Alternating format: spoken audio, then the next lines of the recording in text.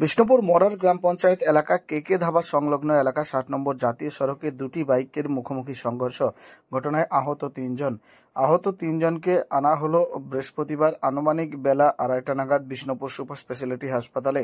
একজনের অবস্থা অবনতি হলে তাকে রেফার করা হয় অন্যত্র।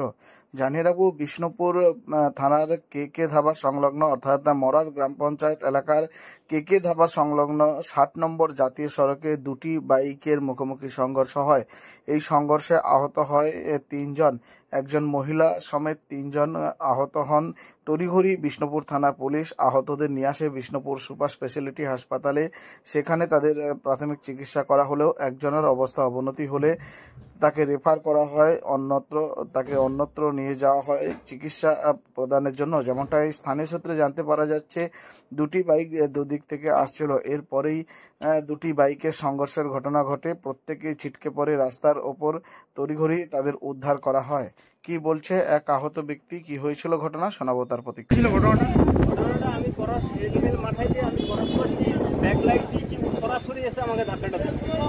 বুঝতে পারছে? আপনি কোথায় যাচ্ছিলেন? আমি বিডিও অফিস যাচ্ছি। কোথা থেকে? আমি ১ নম্বর থেকে এসেছি।